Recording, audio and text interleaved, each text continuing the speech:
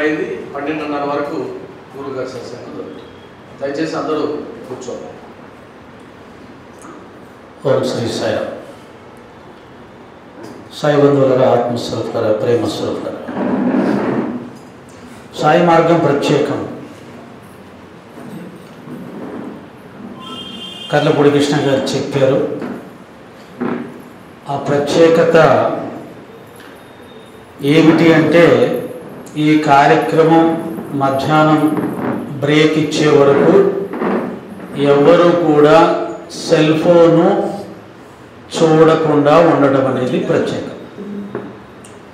కనీసం ఈ ప్రత్యేకతను మనం సాధించగలిగితే నిజంగానే సాయి మార్గం అన్ని మార్గంలోకి ప్రత్యేకం. ఎందుకంటే సెల్ ఫోన్ ఒక్క క్షణం కూడా ముట్టుకోకుండా ఉండలేని జీవన విధానంలో ఉన్నాం. మరి ఒక గంటన్నర సేపు మధ్యాహ్నం బ్రేక్ ఇచ్చే వరకు ముట్టుకోకుండా ఉంటే అదొక పెద్ద ప్రత్యేకం. మళ్ళీ మొదలైన తర్వాత వదిలిపెట్టే వరకు ముట్టుకోక ఉంటే అది ఒక ప్రత్యేకం.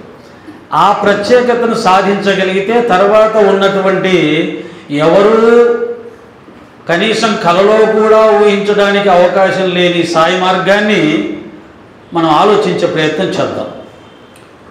కాబట్టి ఓకే, ఇక్కడ మా సోదరులు ఉన్నారు, పెద్దవాళ్ళు అందరూ కూడా.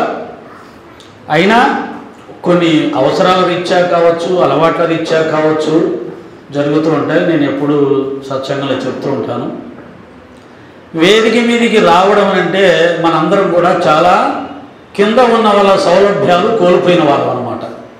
ఇక్కడ కూర్చున్న కింద ఉన్న వాళ్ళు నిద్రపోవచ్చు, మనకు అవకాశం లేదు. మనం నిద్రపోతే దీంట్లో కనిపించేస్తుంది, వాళ్ళు కూడా చూస్తారు. ఆవలించడానికి కూడా అవకాశం లేదు. బలవంతంగా ఏదో ఒక యాక్షన్ చేసుకొని ఆవలింతని రాకుండా చేసుకోవాలి. మళ్ళీ వాళ్ళందరూ చూస్తారు. ఎందుకంటే ఈ స్థానంలో కూర్చున్న వాళ్ళకి అక్కడ ఉన్న వాళ్ళకు ఒక ప్రత్యేకమైనటువంటి గౌరవం అవి ఉంటాయి. ఆవలిస్తే గౌరవం పోతుంది, సెల్ ఫోన్ పట్టుకుంటే ఇంకా గౌరవం పోతుంది.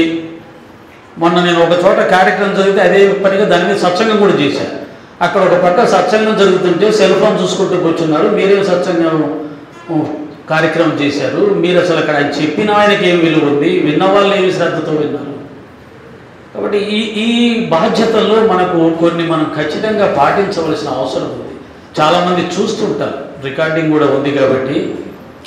ఒక పక్క సత్సంగం చెప్తుంటారు, ఎటువంటి మాట అన్నా కానీ ఎవరైనా చెప్పని, ఆ టైంలో నువ్వు ఆ వ్యక్తిని, ఆ చెప్పే మాటని భగవంతుడి యొక్క మాటగా, బాబాగారి మాటగా భావించి శ్రద్ధాభక్తులతో ఆలకిస్తున్నాను అని, ఆలకించకపోయినా కనీసం ఆలకిస్తున్నాను అని సమాజానికి చెప్పడమే ఆచరించడం అనేది వస్తుంది. అంటే దురదృష్టం కొద్దీ ఇక్కడ అలాంటి ఆచరణ కనిపించట్లేదు. మనమైనా ఆ ప్రత్యేకమైన సాయి మార్గంలో ఉన్నాం కాబట్టి శ్రద్ధ, సహనం అనే ప్రత్యేకమైన రెండు గొప్ప విషయాల్ని సాయినాథుల వారు మనకు నేర్పిస్తున్నారు. కాబట్టి సాయి భక్తుల్లో ఉన్న శ్రద్ధ ఇంకా ఎవరి దగ్గర లేదండి అని అనాలంటే ఖచ్చితంగా కార్యక్రమాల సమయంలో మనం దాన్ని ఆచరించాలి. ఏకాగ్రత అంటారు కదా, అది ఎవరు చెప్పని, ఎలా చెప్పని, ఇక్కడికి వచ్చాను అని అంటే నేను ఆ శ్రద్ధని కనపరచాల్సిందే. అదే సాయినాథుడి యొక్క మార్గంలో ఉన్న శ్రద్ధకి ఒక చిన్న నిదర్శనం అవుతుంది తప్ప అది కాదు సాయి మార్గం. చాలా చాలా లోతైంది. సరే, అక్కడికి వెళ్దాం. కొద్దిగా కృష్ణ గారు చెప్పినట్టుగా వీలైనంత వరకు. టైం చాలా లేట్ అయిపోయింది, 11కు స్టార్ట్ చేసాం. అది 10కి స్టార్ట్ అయితే చాలా బాగుండేది సత్సంగం. సత్సంగం అనేది మనస్ఫూర్తిగా చెప్పాలి, ప్రశాంతంగా చెప్పాలి. చెప్పాలనుకున్నది ఎలా చెప్పాలో అలా చెప్పాలి. గంటన్నర తయారైన సత్సంగాన్ని 45 నిమిషాల్లో చెప్పండి అంటే ఆటోమేటిక్గా మనసులో దాన్ని ఎలా రూపొందించుకోవాలి అని అప్పటికప్పుడు ఏది వదలాలో, ఏది చెప్పాలో అని గజిబిజి అయిపోతాడు సత్సంగం చెప్పే వ్యక్త. అందుకని 2-3 సత్సంగాలు ఉన్నప్పుడు ఈ సమస్య వస్తుంది. అలాగే సమయానికి రాలేని పరిస్థితులు రాకపోతే కూడా భక్తులు ఈ సమస్య వస్తుంది. సమస్యకి, సత్సంగానికి ఉండాల్సినటువంటి వాతావరణం ఉండాలి, భక్తులలో శ్రద్ధాభక్తులు ఉండాలి, సమయం ఉండాలి, అవన్నీ చాలా ఉండాలి. సత్సంగం అంటే ఏంటి? సత్యమైనటువంటి పరమాత్మని దర్శింప చేసేది సత్సంగం. ఈ ప్రపంచంలో సత్యమైనది ఒక్క పరమాత్మే. ఆ పరమాత్మని ఈ సత్సంగం ద్వారా మన మనసుని ఆయనతో అనుసంధానం జరగాలి.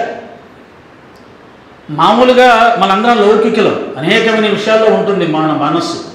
కానీ ఈ సత్సంగానికి వచ్చినప్పుడు ఆ చెబుతున్న వ్యక్తి ఆ మాటలు మనని మైమరిపింపచేసి, మన సంసారాన్ని మరిపింపచేసి, మనని మరిపింపచేసి, మన యొక్క మనస్సు పరమాత్మతో అనుసంధానమై దివ్యానందాన్ని పొందగలగాలి. దానికి ఎన్నో కావాలి. అది సమస్య. వచ్చిన ప్రతిసారి అనుకుంటాను, ఎందుకు వస్తున్నాను, టైం అంతా వృధా అయిపోతుంది. అక్కడ బయలుదేరి 200-300 కిలోమీటర్లు ప్రయాణం చేసి, మళ్ళీ ఇక్కడికి వచ్చాక 2-3 గంటలు ప్రయాణాలు చేసి, మళ్ళీ రాత్రి నిద్ర లేక తయారవుతూ ఎగ్జామ్ పేపర్ తయారైనట్టుగా మళ్ళీ పొద్దున్నే పరిగెత్తుకొని వచ్చి 9 గంటలకు వచ్చి 9 గంటలకు వచ్చారు. ఎవరూ లేరు, ఒక్కనే ఉన్నాను.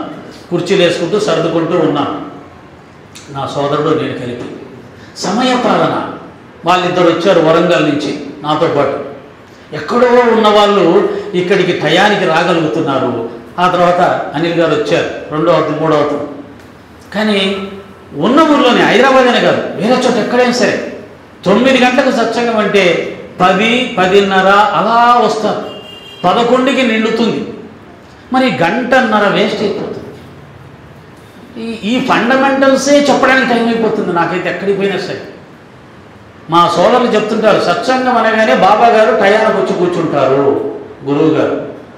మరి ఆ టైం దాటిన తర్వాత వచ్చిన వాళ్ళందరూ గురువు కంటే లేటుగా వచ్చిన వాళ్ళు, ఆలస్యంగా వచ్చారు. అంత గొప్ప శ్రద్ధ ఉన్నది మనకు బాబా మీద, అంత గొప్ప భయం భక్తి ఉన్నది బాబా మీద. అలా క్లాస్ రూమ్లో ఈరోజు విద్యార్థులు ఎలా వస్తున్నారో, వస్తే వస్తాం లేకపోతే లేదు, సార్ మన అనేది ఏముంది, అదే కేర్లెస్ ఆధ్యాత్మికంలో కూడా ఉందమ్మా. ఇది చాలా చాలా దురదృష్టం. లేదు, సాయి మార్గం నిజానికి చాలా ప్రత్యేకమైంది. ఆ ప్రత్యేకతని కలలో కూడా ఆలోచించడానికి వీలు లేనంత ప్రత్యేకమైంది. ఇది ఇప్పుడు నేను చెప్పిన అన్నింటిలో ఫెయిల్ అయిపోతున్నాం. ఎన్ని పనులన్నా ఉన్నాయి, ఆ పనులన్నీ పడేసేసి ఆ రోజు వెళ్ళాలనుకుంటే మాత్రం రావడమే. చాలాసార్లు చెప్తూ ఉంటాం, ఒక సినిమాకి వెళ్తే ఎలా వెళ్తాం, 1000 రూపాయలు టికెట్ పెట్టి గంట సేపు ముందు బయలుదేరకపోతే ఇంట్లో వాళ్ళందరూ తిట్టుకుంటూ టైం అయిపోతుంది, బుద్ధి జ్ఞానం ఉందా నీకు అని చెప్పి. మరి సత్సంగానికి లేట్ అవుతుందని ఎవరైనా తిట్టుకుంటున్నావా, అరుచుకుంటున్నావా? పోవచ్చు, నెమ్మదిగా ప్రశ్న. మనది భక్తే, మనము భక్తులమే. అంటే ఒక్కసారి ఈ విషయంగా ఆలోచించి నెక్స్ట్ అయినా సత్సంగానికి ఏదైనా సరే, గుడికి, ఆధ్యాత్మిక కార్యక్రమం దేనికైనా సరే సినిమాకి ఇచ్చేదానికంటే విలువ ఇవ్వగలిగితే, అసలు సినిమాతో పోల్చడమే దురదృష్టం, మన దౌర్భాగ్యం. కానీ పోల్చక తప్పట్లేదు. సినిమాకి 1000 రూపాయలు టికెట్ పెట్టి తోసుకొని నెట్టుకొని వీలైతే 10 మంది తొక్కితే చచ్చిపోయినా సరే నేను సినిమా చూస్తానంటానే తప్ప, మరి భగవంతుడి కార్యక్రమాన్ని నేను తరింపజేసే కార్యక్రమానికి, నీ జీవితాన్ని ఉన్నత స్థితికి తీసుకెళ్లే కార్యక్రమానికి, నీ సమస్యలన్నిటికీ పరిష్కారం చూపే కార్యక్రమానికి, నీ పాపాలని ప్రక్షాళన చేసే కార్యక్రమానికి ఎంత శ్రద్ధిస్తున్నావు? ఒకసారి ఇది ఆలోచించాలి. శ్రీ సచ్చిదానంద సమర్థ సద్గురు సాయినాథ మహారాజుకి. వక్రతుండ మహాకాయ కోటి సూర్య సమప్రభా నిర్విఘ్నం కురు మే దేవ సర్వకార్యేషు సర్వదా. యా కుందేందు తుషారహార ధవళ యా శుభ్రవస్త్రావృత యా వీణావరదండ మండితకరా యా శ్వేత పద్మాసనా యా బ్రహ్మాచ్యుత శంకర ప్రభృతిభిర్దేవై సదా వందితా సా మాం పాతు సరస్వతి భగవతి నిశేష జాడ్యాపహ నిశేష జాడ్యాపహ. గురుర్బ్రహ్మా గురుర్విష్ణు గురుర్దేవో మహేశ్వరః గురు సాక్షాత్ పరబ్రహ్మ తస్మై శ్రీ గురవే నమః. అజ్ఞానతిమిరాంధస్య జ్ఞానాంజనశలాకయా చక్షురున్మీలితం యేన తస్మై శ్రీ గురవే నమః. అఖండమండలాకారం వ్యాప్తం ఏన చరాచరం తత్పదం దర్శితం ఏన తస్మై శ్రీ గురవే నమః. అనేక జన్మ సంప్రాప్తౌ కర్మ బంధ విదాహినే ఆత్మజ్ఞాన ప్రదానేన తస్మై శ్రీ గురవే నమః.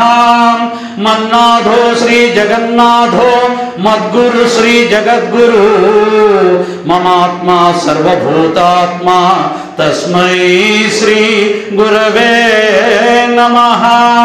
బ్రహ్మానందం పరమసుఖదం కేవలం జ్ఞానమూర్తిం ద్వంద్వాతీతం గగనదృశం తత్వమస్యాధిలక్ష్యం ఏకం నిత్యం విమలమచలం సర్వధి సాక్షిభూతం భావాతీతం త్రిగుణరహితం సద్గురుం తం నమామి. సదానింబవృక్షస్య మూలాధివాసాత్ సుధాస్రావినం తిక్తమప్యప్రియంతం తరుం కల్పవృక్షాధికం సాధయంతం నమామీశ్వరం సద్గురుం సాయినాథం.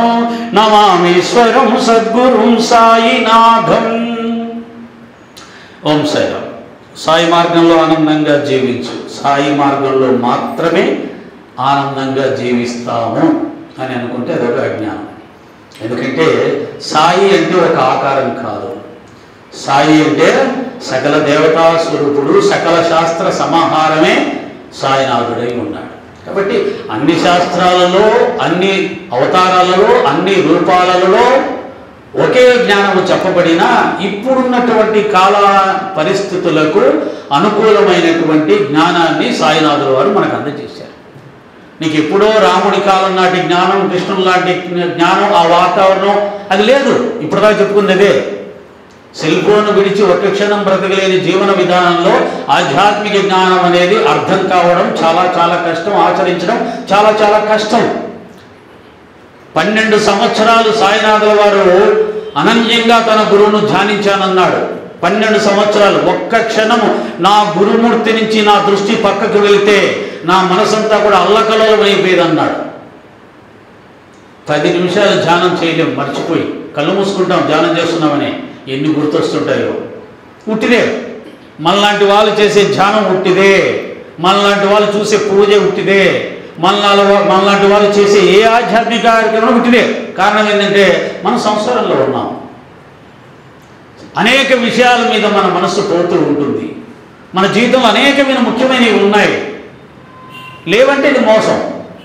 కాబట్టి మరి ఎలా? మరి బాబా గారు 12 సంవత్సరాలు అనన్యంగా తన గురువును ధ్యానించాడే. నేను ఎందుకు ఎప్పుడు ఈ విషయంలో సీరియస్గా చెప్తుంటానంటే, మందిరంలోకి వెళ్ళిన 10 నిమిషాలు కూడా నువ్వు బయట ప్రపంచాన్ని మర్చిపోవడానికి సిద్ధపడకపోతే, సత్సంగానికి వచ్చిన 1 గంట, 2 గంటలో, 3 గంటలో, 4 గంటలో కూడా బయట ప్రపంచాన్ని వదలడానికి సిద్ధపడకపోతే, అక్కడ కూడా సెల్ ఫోన్ పట్టుకొని చూస్తూ ఉంటే నీకేమీ శ్రద్ధ ఉంది ఆధ్యాత్మిక మీద? లేదని నువ్వే నిరూపిస్తున్నావు. వేరే వాళ్ళు చెప్పక్కర్లా. సెల్ ఫోన్ పట్టుకొని నేను చూస్తున్నాను అంటే నాకు ఈ యొక్క ఆధ్యాత్మిక కార్యక్రమం, ఇక్కడ జరుగుతున్న కార్యక్రమం ఏమీ శ్రద్ధ లేదని మనమే నిరూపిస్తున్నాం. అందుకని ఆ మహానుభావుడు మిగతావన్నీ పక్కన పెట్టి శ్రద్ధ శ్రద్ధ శ్రద్ధ శ్రద్ధ అన్నాడు. అంటే ఏ పని చేస్తుంటే ఆ పని మీద మాత్రమే 100% దృష్టి నిలిపెట్టి ఉండడమే శ్రద్ధ. ఇక్కడికి వచ్చావా సత్సంగం, దట్స్ ఆల్, ఇంకేమీ లేదు. నేను చాలాసార్లు చెప్పాను సత్సంగంలో, ఎవరన్నా నాకు వచ్చి పలకరించినా నాకు కోపమే. సత్సంగం స్టార్ట్ అయిన తర్వాత పలకరించినా కోపమే. అయిపోయాక పలకరించుకున్నాం. పలకరింపుల కోసం కాదు, ఇది పెళ్లి కాదు. కాబట్టి ఆధ్యాత్మిక కార్యక్రమం చాలా శ్రద్ధాభక్తులతో చేయాలి, సీరియస్గా తీసుకోవాలి. చిన్న విషయం కూడా మనకు తెలియదండి ఆధ్యాత్మికంలో ఎలా ఉండాలనేది. బట్ మనం చెప్పడానికి చెప్పేస్తాం. నేను బాగా చెప్పొచ్చు, కానీ నేను పడిపోయే కొన్ని ఉంటాయి. కృష్ణ బాగా చెప్పొచ్చు, ఆయన పడిపోయే కొన్ని ఉంటాయి. అనిల్ గారు బాగా చెప్పొచ్చు, ఆయన పడిపోయే కొన్ని ఉంటాయి. కాబట్టి ఈ స్థాయిలు అనేది పెంచుకుంటూ మనం వెళ్ళాలి. విశ్వామిత్రుడు పడిపోయాడని చెప్పి ఆయనతో పోల్చుకుంటే పనికిరావు. విశ్వామిత్రుడు పడిపోయింది ఎక్కడో, అది నువ్వు ఊహ కూడా అందదు నీకు. కాబట్టి అలాగా మనం ప్రతి చిన్నదాని విషయంలోనే ఆ విధంగా వద్దు. ఈ గట్టిగా చెప్తున్నాను, ఏమనుకోవద్దు. ఈ సత్సంగాలకు వచ్చినప్పుడు, మందిరాలకు వెళ్ళినప్పుడు ఆ యొక్క ఏకాగ్రత, కాన్సన్ట్రేషన్ ఎలా ఉండాలి, కాన్సన్ట్రేషన్ చెప్తాను, మీకు అర్థమవుతుంది. మీకు అందరికీ అది బాగా తెలుసు. సమాధి మందిరంలోకి వెళ్ళినప్పుడు బాబా గారి ముఖాన్ని చూస్తుంటారు మీరు. అప్పుడు చూడమనండి, ఎవరన్నా జరపమనండి, ఇలా పిలవండి, పలకరించండి, ఇటు చూడనండి, ₹1,00,000 పక్కన చూపించుకున్న చూడు వాడు బాబానే చూస్తుంటాడు, బాబా కళ్ళే చూస్తుంటాడు, బాబా ముఖాన్ని చూస్తుంటాడు. ఆ కాన్సన్ట్రేషన్ ఉండాలి ఎక్కడికి పోయినా ఆ జరుగుతున్న కార్యక్రమం మీద. అది సాధిస్తే మీరు ఒక మెట్టు ఎక్కినట్టమ్మా. అక్కడి నుంచే మీకు ఏదైనా వస్తుంది తప్ప ఆ శ్రద్ధ అనేది రాకుండా ఇక ఎన్ని పుస్తకాలు చదివినా, ఎన్ని ఉపన్యాసాలు విన్నా, సాక్షాత్తు బాబానే వచ్చి నీకు మంత్రోపదేశం ఇచ్చిన నీకేం రాదు. దామో నాకు ఆ విషయం ఎప్పుడో చెప్పాడు. నీ దగ్గరికి వచ్చిన వాళ్ళందరూ తరిస్తారంటే అబ్బాయి ఉంటిదే, అన్నీ రాలిపోతాయి. ఈ మధ్య రాలిపోతున్నారు కదా అందరూ, బాబా గారు ముస్లిం అనగానే చాలామంది రాలిపోతున్నారు. నాకు చాలా ఆనందం వేస్తుంది వాళ్ళందరూ రాలిపోతుంటే. ఇదంతా ఎందుకు, ఈ చెత్త అంతా ఎందుకు? బాబా మార్గంలో ఆ గురు మార్గంలో ప్రపంచంలో ఏ గురువుకు లేని అద్భుతమైనటువంటి ఆ స్థాయి ఉన్న మార్గంలో చెత్తంతా చేరిపోయింది. కేవలం కోరికల కోసం వచ్చే చెత్త ఎక్కువైపోయింది. కాబట్టి ఆ చెత్త వద్దు, వెళ్ళిపోవాలి. ఆ విధంగా మా కృష్ణనేమో అమాయకంగా అందరినీ సాయి మార్గంలోకి తీసుకొచ్చి ఆనందమయ్యే జీవితాన్ని వాళ్ళని దాంట్లో ప్రవేశపెట్టాలి అని ఎంత తాపత్రయపడుతూ ఆయన తాపత్రయం కోసం, ఆయన కోసం వస్తున్నాను. మధ్యలో తగిలిచ్చాడు అనమాట బాబా గారు. నేను ఎప్పుడో అన్నీ వదిలేసుకునేవాడిని. ఫస్ట్ ఉపన్యాసం చెప్పినప్పుడు చెప్తా, ఎక్కడ సీతారామరాజు డైలాగ్ జ్ఞాపకం వస్తుంది. ఆయన దేశయాటనంతా చేసి వచ్చిన తర్వాత, నాన్న ఎలా ఉంది, దేశ స్వాతంత్రం పోరాటానికి సిద్ధంగా ఉన్నావా, వెళ్తున్నావా అంటే, లేదమ్మా దేశం ఇంకా సమాయత్తం కాలేదు అంటాడు. ఎవరు సమాయత్తంగా లేరు. ఏమంటున్నారంటే అందరూ, మీరు పోరాటాలు చేయండి, మేము వెనకాలను మద్దతు ఇస్తాం, ముందుకు దిగాం. అలాగా ఉంది సాయి మార్గంలో కూడా చాలా ఇబ్బందికరంగా. అందుకనే అందరూ సాయి మార్గాన్ని విమర్శించడానికి కారణం మన ప్రవర్తనే. ఎక్కడ డబ్బులు సులభంగా వస్తాయంటే సాయి, బాబా పేరు చెప్పు ఏమైనా జరిగిపోతుంది, ఏమైనా జరుగుతుందమ్మా. బాబా పేరు చెప్తే కోట్లు ఇచ్చేవాళ్ళు ఉన్నారు, లక్షలు ఇచ్చేవాళ్ళు, 1000 ఇచ్చేవాళ్ళు ఉన్నారు. వాడు కృష్ణ పొద్దున వరకు ఫోన్ చేస్తే ఆయన ఇదే సలహా చెప్పాడంట, సార్ బాబా గారిని ఏమన్నాడు, బాబా గారిని నమ్ముకోండి సార్, అమ్ముకోవాకండి. ఇది ఎక్కువ బాబా గారి మార్గంలోకి ఎందుకు వస్తుంది? కొంతమంది మహానుభావులు చేసిన పనులకి మంచిగా ధర్మబద్ధంగా ఉన్న వాళ్ళకు కూడా ఈ వాతలు పడుతున్నాయి. చాలా బాధేస్తుంది. ఎక్కడికైనా వెళ్ళాలంటే మేము సాయితత్వ ప్రచారకులకు, సాయి భక్తులు చెప్పాలంటే భయం వేస్తుంది, ఏమంటారో. అలాంటి పరిస్థితులు తీసుకొచ్చారు కొంతమంది. కాబట్టి వాటి నుంచి మనం బయటపడే ప్రయత్నం చేయాలంటే ఇక్కడ ఉన్న కొంతమంది ఏదైతే ఇక్కడికి వచ్చారో నిజాయితీతో పనిచేద్దాం, నిబద్ధతతో పనిచేద్దాం. బాబా తత్వానికి ఉన్న ఆ యొక్క ప్రత్యేకతని మనం పాటిస్తూ ఆచరిస్తూ, ఇది కదా సాయి భక్తి అంటే. సాయి భక్తుల్లో ఉన్నటువంటి ఈ కమిట్మెంట్, ఈ శ్రద్ధ, ఈ భక్తి, ఈ నిశ్శబ్దం, ఈ మౌనం, ఈ గౌరవం, ఈ సంస్కారం ఎక్కడ కనపడితే ఒక్క విషయంలో సాయి భక్తులు మనం గర్వపడవచ్చు, సేవ, అన్నదానం. కుష్ఠరోగుల భక్తులకు సేవ చేస్తున్న సాయి భక్తులు ఉన్నారు.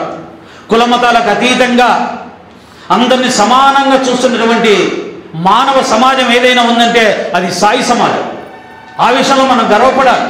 కొన్ని నేర్చుకున్నాం, కొన్ని ఆచరిస్తున్నాం. మధ్యాహ్నం పూట భోజనం చేసే ముందు కాకులకు, పిల్లులకు, కుక్కలకు భోజనం పెట్టకుండా తినే సాయి భక్తుడు ఉండనే ఉండడు. ఆ విషయంలో మనం చాలా గర్వపడాలి. భూతదయను అంత అద్భుతంగా పాటిస్తున్నాం. కానీ బాబా కోరుకున్నది ఏదైతే ఉందో ఆ ఆధ్యాత్మిక సంపద, నా దగ్గర ధనం బండ్ల కొద్దీ పొంగి పొర్లుతూ ఉంది, సుపుత్రుడైన వాడు వచ్చి తీసుకోండి రా అన్నాడే, అది ఆయన కోరుకున్నది. ఆ ధనాగారాన్ని కోరుకోమన్నాడు, ఆ జ్ఞాన భాండాగారాన్ని కోరుకోమన్నాడు. అది ఎవ్వరు కోరుకోవట్లేదు. అది కోరుకుంటే నేనేం చెప్తానంటే, ఇంతకు సత్సంగంలో చెప్పాను, మళ్ళీ చెప్తున్నా, సెల్ ఫోన్ తీసుకురాకుండా ఆధ్యాత్మిక కార్యక్రమాలు అటెండ్ అయితే వాడు ఉత్తమ భక్తుడు, సాయి భక్తుడు. తీసుకొని వచ్చి ఆఫ్ చేసి లోన పెట్టేసుకుంటే లోపలికి రాగానే అతను మధ్యమ భక్తుడు, కాకాసాబ్ దీక్షితులాగా. కాకాసాబ్ దీక్షితుడు కూడా ఉత్తమ భక్తుడు కాదు, మధ్యమ భక్తుడు. గురువుగారు చెప్పిన వెంటనే అది మంచా చెడా అని ఆలోచించకుండా ఆచరించిన వాళ్ళు మధ్యమ భక్తుడు అన్నాడు. గురువుగారు చెప్పకుండానే గురువుగారి హృదయాన్ని గ్రహించి ఆచరించేవాడు ఉత్తమ భక్తుడు అన్నాడు. ఆంజనేయ స్వామి మాత్రమే అటువంటి భక్తుడు, స్వామి వివేకానంద మాత్రమే అటువంటి భక్తుడు. ఒక ఉత్తమ శిష్యుడు ఈజుకుంటే ఉత్తమ గురువు అండి. ఉత్తమ శిష్యుడు ఈజుకుంటే ఉత్తమ గురువు. అంత సులభం కాదు ఆ లక్షణాలను మనం సాధించడం అనేది. పద్మపాదుని శంకరాచార్య నానా రా అని పిలవగానే ఆ ఎదురుగా నది ఉంటే ఆ నదిలో దూకాడే తప్ప పడవలేదే, చుట్టూ తిరిగి వెళ్ళాలంటే లేట్ అవుద్దే, ఎలా రావాలి గురువుగారు అని ఇక్కడి నుంచి అరవలా, వెంటనే దూకేశాడు. అందులో అంతే గురువుగారు పిలిచాడు. ఆయన పాదాల కింద పద్మాలు విరిశాయి. వీరబ్రహ్మేంద్ర స్వామి సిద్ధ ఆ కుళ్ళిపోతున్న కుక్కను తినిపోరా అంటే పరిగెత్తుకుని వెళ్ళి దాన్ని తినడానికి ట్రై చేశాడు. వెంటనే గురువుగారు వాసన వస్తుంది అలా, మిగతా శిష్యులందరూ అదే అన్నారు. అంతటి పట్టుదల, గురువాక్యం మీద విశ్వాసం ఉండాలి. ఎన్ని చెప్పాడు మరి బాబా గారు? ఒక్క శ్రద్ధ కాడనే మనం ఇంత గంట సేపు చెప్పాల్సి వస్తుంది ఉపన్యాసం. ఒక శ్రద్ధ కాడనే ఎన్ని చెప్పాడు. అవన్నీ ఒక్కొక్కటి తీసుకుంటూ పోతే ఒక్క గుణం నేర్చుకోవడానికి జన్మలు పట్టే పరిస్థితి ఉంది. ఆధ్యాత్మికం అంటే అంత తమాషగా ఏం లేదు కదా. కాబట్టి కృష్ణ చేస్తున్నటువంటి ఈ ప్రయత్నంలో భాగంగానే సాయినాథుల వారు మన చేత ఇలా చెప్పిస్తున్నారు. కనీసం మొదటి మెట్టు ఎక్కాలి కదా. ఆ మొదటి మెట్టు ఎక్కితే కదా మిగతా మెట్లన్నీ సాధించే అవకాశం ఉంటుంది. కాబట్టే ఇది కూడా మన ఆనందానికి ఒక కారణమే అవుతుంది. చాలా పెద్ద సబ్జెక్ట్ ఇచ్చాడు. మానసిక బలహీనతల్ని జయించడం ఎలా, ఈ యొక్క ఆనందానికి మూలం అది భౌతికానికి అయితే ఈ మానసిక బలహీనతలను జయించడం మీద ఆధారపడి ఉంది. మరి ఈ మానసిక బలహీనతలు అంటే ఏమిటి నాకు అర్థం కాల. రెండు రకాలుగా ఉంటాయి. ఒకటి ఇంద్రియ సుఖాలు. ఇంద్రియ సుఖాలు అనేవి మానసిక బలహీనతలుగా తీసుకుందాం. ఫస్ట్ పార్ట్ భౌతికంలోనే తీసుకుందాం. నా దృష్టిలో అయితే ఒక మాట ఏంటంటే, ఈ మానసిక బలహీనతలు అంటే ఇంద్రియ బలహీనతలు ఏవైతే ఉన్నాయో ఆ ఇంద్రియ బలహీనతల్లో ఉన్నవాడు భక్తుడు కాదు. ఇంద్రియ బలహీనతలను వదులుకొని ఆధ్యాత్మిక మార్గంలోకి వస్తే వాడికి ఆధ్యాత్మికలో ప్రవేశానికి అర్హత ఉంటుంది. అంటే ఎవరైనా సరే సాయి భక్తుల్లో, ఏమండి నాకు తాగుడు ఉంది, నాకు జూదం ఉంది, నాకు అబద్ధాలు ఆడే అలవాటు ఉంది, నాకు ఇంకా అతిగా ధూమపానం ఉంది, దొంగతనం చేసే అలవాటు ఉంది, చాడీలు చెప్పే అలవాటు ఉంది, ఇవి ఈ గుణాలు ఉన్నవాడు అసలు ఆధ్యాత్మిక మార్గంలో సాయి భక్తుడుగా అని చెప్పడానికే అర్హత లేదు, ఏ భక్తుడైనా సరే. కాబట్టి ఇంద్రియ బలహీనతల్ని ఇమ్మీడియట్లుగా విడిచిపెట్టి ఆధ్యాత్మిక మార్గంలో ప్రవేశించాలి. లేదంటే భక్తికి నేను ఒక గుడిలో పనిచేసేటప్పుడు నేను ఎటువంటి వాడిని అంటే, నేను ట్రెజరర్గా ఉన్నాను ఆ గుడిలో. అయ్యా మీరు కంటిన్యూ కంటే నేను కానన్నాను. ఎందుకంటే నేను ఇవే చూశాను. ఏం చూశాను, బయట మద్యపానం షాపుల్లో ఉంటూ పొద్దున్నే ఇక్కడికి వచ్చి తలబట్టలు వేసుకొని గుళ్ళో ఓ పెద్ద కమిటీ మెంబర్గా పనిచేస్తుంటారు. ఇవన్నీ నాకు చాలా విచిత్రంగా అనిపించినాయి. బయట చాలా తప్పుడు పనులు చేస్తూ గుడికి వచ్చి ఆ టయానికి వచ్చేసి చక్కగా తెల్లబట్టలు వేసుకుని వచ్చి కమిటీ మెంబర్ అంటే, నిన్ను రాత్రి అక్కడ మందు షాపులోనో ఇంకొక గొడవల్లోనో చూసిన వ్యక్తి ఇక్కడికి వచ్చి నువ్వు భక్తుడిగా అంటే ఆ భక్తులకి ఏమన్నా ఫీలింగ్ వస్తుందండి మనం చూస్తే? అందుకని నేను ఏమన్నానంటే, గుడి కమిటీలో పనిచేయాలంటే బయట ఇంట అన్ని చోట్ల పవిత్రంగా ఉండాలి, ఉన్నవాడైతేనే ఉండాలి. అలా ఎవరు ఉండరు సార్ అన్నారు. మీరు వెళ్ళిపోండి సార్ అంటే నేను వచ్చేసాను, గుళ్ళో వచ్చి వచ్చేసాను. అది నా పరిస్థితి. ఎందుకని అలా ఎవరు ఉండరు. అది నా తర్వాత తెలిసింది నాకు.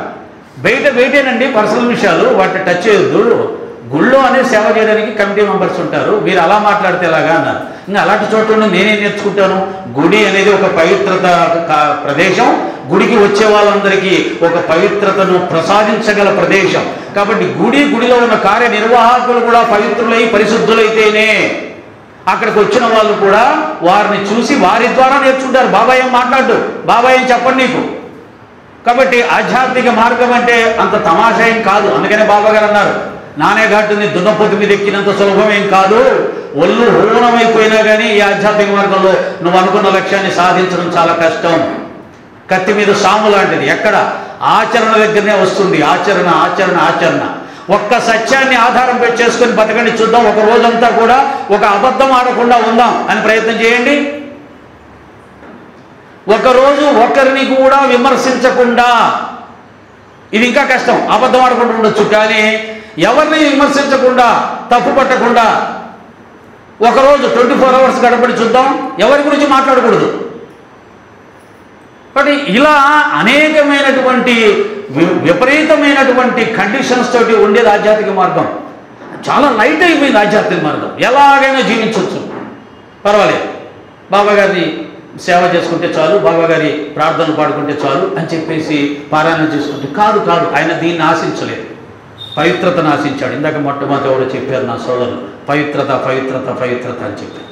ఆ విధంగా ఈ మానసిక ఈ యొక్క ఇంద్రియ వ్యసనపరులు ఎవరైతే ఉన్నారో వారికి ఆధ్యాత్మిక పేరెత్తడానికి కూడా అర్హత లేదు. ఆ ఇంద్రియ బలహీనతలు ఏవైతే ఉన్నాయో, త్రాగుడు, జూదం, ఇంకా కొన్ని ఏవైతే ఉన్నాయో అవన్నిటినీ ఇమ్మీడియట్లుగా వదిలేసి, ఇది ఒక స్టెప్ మాత్రమే. ఎప్పుడో నెలకోసారి తాగుతాడు సార్, నేను సాయి భక్తుని కాదా సార్? భక్తుడివే, పాక్షికంగా అన్నాడు కదా ఆయన, పాక్షికంగా భక్తుడివి. అంటే ఎప్పుడైతే తాగకుండా తప్పుడు పనులు చేయకుండా ఉంటావో అప్పుడు నువ్వు భక్తుడివి. ఎప్పుడైతే తప్పుడు పనులు చేస్తున్నావో అప్పుడు నీ పవిత్రత పోయిన భక్తుడి కాదు, పాక్షిక భక్తుడిగా అవుతావు. కాబట్టి ఈ విధంగా ఇంద్రియ బలహీనతల్ని ఉన్న వాళ్ళకి ఇది ఆధ్యాత్మిక సత్సంగం అవసరం లేదు. ఈ ఆధ్యాత్మిక సత్సంగం, సాయినాథుని మార్గంలో సత్సంగం, ఇంకా ఉన్నతమైనటువంటి స్థితికి చేరుకోవడానికి ఏం చెయ్యాలి అనేది ఒకటైతే, మానసిక బలహీనతలు, నా ఉద్దేశంలో కృష్ణ గారు చెప్పింది మానసిక బలహీనతలు ఉంటాయి. అవి ఏమిటాయి అంటే కామ, క్రోధ, లోభ, మోహ, మద, మత్సరం. ఈ 6 గుణాలు మనిషిని ఆడిస్తూ ఉంటాయి. ఇవి మనకు కనిపించవు, లోపల ఉంటాయండి. ఇందాక నేను చెప్పిన పనులన్నీ కూడా దాచిపెట్టలేము. ఒక తాగుని దాచిపెట్టలేము, ఒక జూదాన్ని దాచిపెట్టలేము, ఒక అబద్ధాన్ని దాచిపెట్టలేము, ఒక అవినీతిని దాచిపెట్టలేము, అతిగా మాట్లాడడం దాచిపెట్టలేము, అతిగా నిద్రపోవడం దాచిపెట్టలేము, ఏ పని చేయకుండా ఉండే సోమర్తనాన్ని కూడా దాచిపెట్టలేము. ఇవన్నీ బయటికి పబ్లిక్ అందరికి తెలిసిపోతాయి. కానీ లోపల నాకు ఈర్ష్య ఉంది, పైకి మాత్రం అందరినీ పొగుడుతూ మంచివాళ్ళు అంటూ ఉంటాను. దీన్ని ఎవరు పట్టుకోలేరు. లోపల నాకు కోరికలు విపరీతంగా ఉన్నాయి, పైకి మాత్రం సన్యాసి వేషం వేసుకొని ఏ కోరిక లేనట్టుగా ఉంటాను. పట్టుకోలేరు మీరు. లోపల నాకు చాలా కోపం ఉంటుంది, కానీ పైకి మాత్రం చిరునవ్వులు చిందిస్తూ మీ అందరి దగ్గర మంచివాడిని అనిపించుకోవడానికి ప్రయత్నం చేస్తూ ఉంటాను. కానీ లోపల ఉన్న గుణాలని కనపడకుండా దాచిపెట్టవచ్చు, కానీ అలవాట్లు ఏవైతే ఉన్నాయో దురలవాట్లని వాటిని దాచిపెట్టలేవు సుమా. కాబట్టి వీటిని మనం పరిశుద్ధపరచుకోవాలి. ఇంద్రియ బలహీనతలు అనేవి వ్యక్తిగత నష్టాన్ని కలిగిస్తాయి, కుటుంబంలో అశాంతిని సృష్టిస్తాయి. ఈ కామక్రోధ లోభ మోహ మదవచ్చరులనే దుర్గుణాలనేవి వ్యక్తిగతంగా కంటే కూడా సామాజికంగా తీవ్రమైన నష్టాన్ని కలిగిస్తాయి. ఇంట్లో వాళ్ళని బాధిస్తాయి, సమాజంలోనూ బాధిస్తాయి. ఇంకా ఈ అరిషడ్ వర్గాలు ఎక్కువగా ఉన్నవాడు పొరపాటున రాజు అయ్యాడు అనుకోండి, దేశం మొత్తాన్ని బాధిస్తాడు, దేశం మొత్తాన్ని నాశనం చేస్తాడు. కాబట్టి ఈ అరిషడ్ వర్గాలు చాలా ప్రమాదం. కాబట్టి వాటిని జయించడమే ప్రధానంగా మన ఆధ్యాత్మిక మార్గం ఉంటుంది, సాధన మార్గం ఉంటుంది. మీరు బాబా గారిని చూడండి, ఆయన కామం ఉందా? లేదు. ఆయనకి ఏ కోరిక లేదు, మనందరికీ తెలుసు సత్యత్ర పారాయణ చేసిన వారికి. ఆయన కోపం ఉందా? లేదు. ఒకవేళ ఎప్పుడైనా కోపడితే వచ్చిన వాడిలో ఉన్నటువంటి దుర్బుద్ధిని తొలగించడానికి మాత్రమే ఆయన కోపగిస్తాడు. ఆ కోపగించిన విషయం కూడా వాడికి మాత్రమే తెలుస్తుంది, ఇంకెవరికి తెలియదు. అంత బాగా ఆయన కోప్పడతాడు. ఎందుకు కోప్పడతాడు ఎవరికి అర్థం కాదు, ఒక్కడికి అర్థమైంది. ఆ ఒక్కడెవడ అంటే బాబా చెప్పినటువంటి ఆ విషయాన్ని ఉన్నవాడు, మనసులో ఉన్నవాడు. పండరిపురం పీడ వచ్చాడు, మీకు తెలుసు ఆ కథ. బాబాగారు అంటారు, జనులెంతటి టక్కరి వారు, వెనకాల విమర్శిస్తారు, ఎదురుగా వచ్చి నమస్కారం పెడతారు. అంటే కపటత్వం. ఇందాక చెప్పాను కదా, వెనకాల విమర్శిస్తారు, ఎదురుగా వచ్చి పొగుడుతారు. అది కాదు, నీ చాతనైతే ఎదురుగానే మాట్లాడు, అతనిలో ఉన్న తప్పులు ఎత్తి చూపించు. అంటే ఆ విధంగా బాబా గారు చెప్పే కోపం ఎలా ఉంటుందంటే ఆ వ్యక్తికి మాత్రమే తెలుస్తుంది ఆ తప్పు, ఇంకెవరికి తెలియదు. అలా అందరికీ రాదండి. నేనైతే పబ్లిక్ అని అరుస్తుంటాను, మన మామూలు మనుషులు కదా. కాబట్టి ఆ విధంగా సాయినాథుల వారు ఈ యొక్క కామ క్రోధ లోభ మోహ మదమత్సరములనే గుణాలని ఏ విధంగా జయించమని చెప్పారు, ఆయన సంపూర్ణంగా జయించాడు. క్రోధం లేదు, లోభం లేదు, పిసినార్థం లేదు. సాయంత్రం దాకా వసూలు చేసిన డబ్బంతా కూడా సాయంత్రానికి అందరికీ పనిచేసి చేతులు దుట్టుకునేవాడు. ఇంకెక్కడ ఆయనకి స్వార్థం, లోభం, మోహం లేదు. దేని మీద మోహం లేదు, ఎవరి మీద మోహం లేదు. కఫని, చిరిగిన కఫని తొడుక్కున్నాడు, గోనబట్ట మీద కూర్చున్నాడు, తలుపులు తాళాలు లేని పడిపోయిన గోడల్లో ఉన్నటువంటి మసీదులో కూర్చున్నాడు. ఏముందని చెప్పాలి ఆయనకి?